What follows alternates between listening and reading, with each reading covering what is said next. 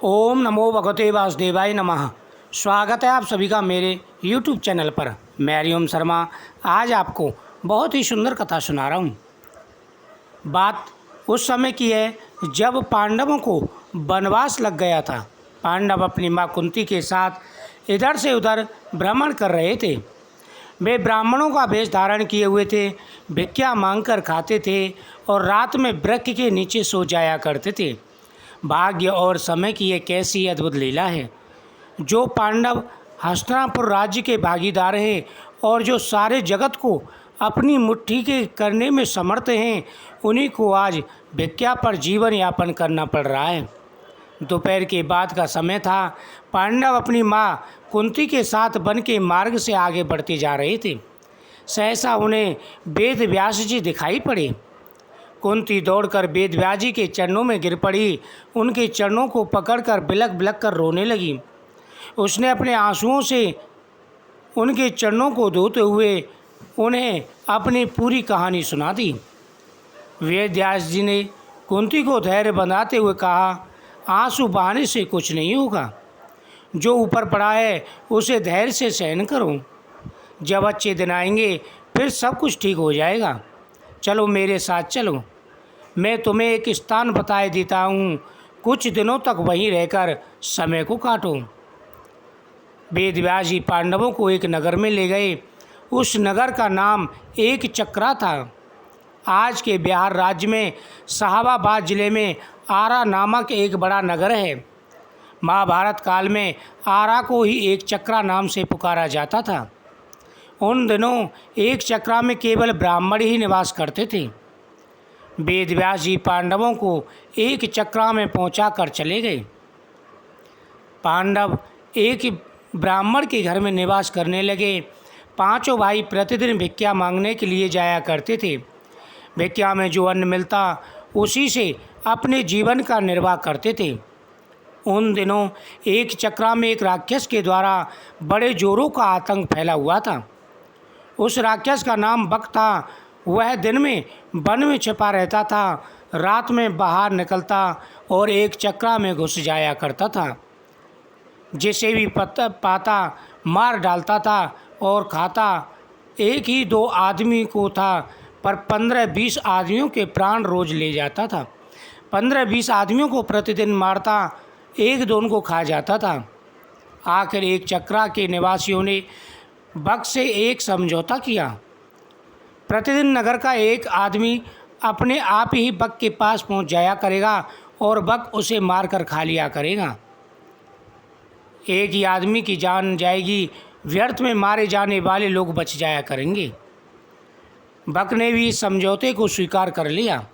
उसे जब बैठे बिठाई भोजन मिल जाता तो वह समझौते को स्वीकार न करता तो क्या करता। उसने समझौते को स्वीकार करते हुए चेतावनी दे रखी थी कि अगर समझौते का उल्लंघन किया गया वह एक चक्रा को उजाड़कर मिट्टी में मिला देगा। बस उसी दिन से क्रम से एक घर का एक आदमी बक के सामने जाया करता था। बक उसे खाकर अपनी अग्नि को शांत करता था। संयोग की बात है, एक दिन उस ब्राह्मण के घर की बारी आ गई, जिसके घर में पांडव अपनी माँ के साथ निवास करते थे। दोपहर के पूर्व का समय था। कुंती अपने कमरे में बैठी थी। उस दिन भीम किसी कारणवश भिक्षा मांगने नहीं गया। वह भी अपने कमरे के भीतर कुंती के साथ ही मौजूद था। सहसा कुंती के कानों में किसी के रोने की आवाज़ आई। रोने और विलाप करने का वह स्वर उस ब्राह्मण के कमरे से आ रहा था, जिसके घर में वह ठहरे हुए थे।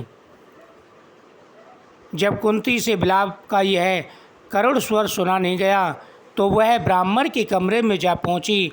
उसने वहां को जो कुछ देखा उससे वह सन्नाटे में आ गई।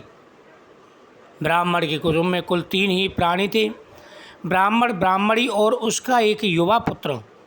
तीनों बिलख बिलख कर रो रहे थे। हाय, अब क्या होगा, अब तो सब कुछ मिट्टी में मिलकर रहेगा।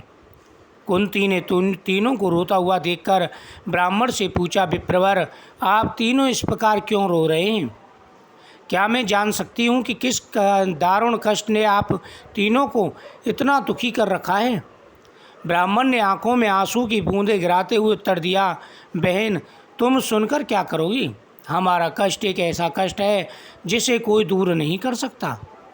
कुंती ने सहानुभूति भरे स्वर में कहा, हम तो गरीब ब्राह्मण हैं। सच है, हम आपके कष्ट को दूर नहीं कर सकते, किंतु फिर भी सुनने से में क्या हर्ज है? हो सकता है हम आपके कुछ काम आ जाएं। जब कुंती ने बहुत आग्रह किया, ब्राह्मण ने बक राक्षस की पूरी कहानी सुना दी।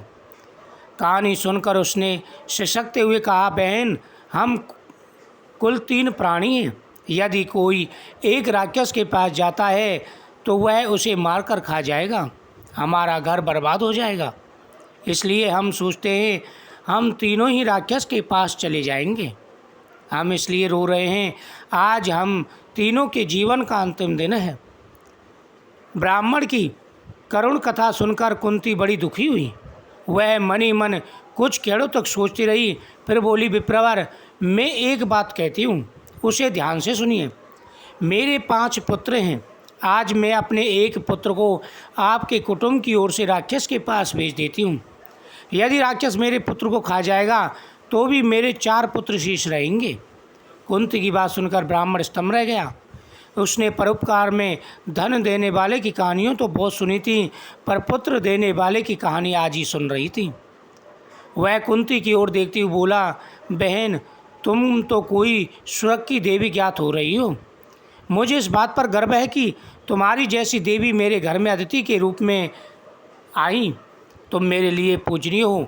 मैं अपने अतिथियों से प्रतिदिन प्रतिदान लूँ, यह अधर्म मुझसे नहीं हो सकता। मैं मिट जाऊँगा, पर मैं अतिथि को कष्ट नहीं दे दूँगा। ब्राह्मण की बात सुनकर कुंती बोली, आपने हमें आश्रय देकर हम पर बड़ा उपकार किया है। आप हमारे उपकारी हैं। हमारा धर्म है कि आपको कष्ट में ना पड़ने दें। जितना समर्थ हो हम धर्म का पालन करें। हमें अपने धर्म पालन से क्यों रोक रहे हैं? कुंती ने जब बहुत आग्रह किया तो ब्राह्मण उनकी बात मान ली। उसने दबे स्वर में कहा, अच्छी बात है बहन, ईश्वर तुम्हारा भला करे। कुंती ब्राह्मण के पास उठकर भीम के पास गई। उसने पूरी कहानी भीम को सुना दी। भीम ने एक गाड़ी लद करके ऊपर खाने का सामान उसमें लदा और बक के निवास स्थान की ओर चल पड़ा। वह बक के निवास पर पहुंचकर गाड़ी पर लदे हुए खाने को स्वयं खाने लगा। बक कुपित हो उठा। वह गरजता हुआ भीम की ओर बढ़ा। भीम और बक में बड़ा भयंकर युद्ध हुआ। बड़ा भयंकर युद्ध होने लगा। भीम और बक के युद्ध की ध्वनि थी गांव तक पहुंच रही थी। उस ब्राह्मण कुमार भीम यानी ब्राह्मण के वेश में जो भीम था उसमें और बक में युद्ध हुआ। आखिर भीम ने बक नामक ब्राह्मण को समाप्त कर दिया। जब ग्राम वालों को पता चला कि यह पांडव हैं, सभी लोग जय जयकार करने लगे और पांडव वहाँ से दूसरी जगह चले गए। जय श्री कृष्ण।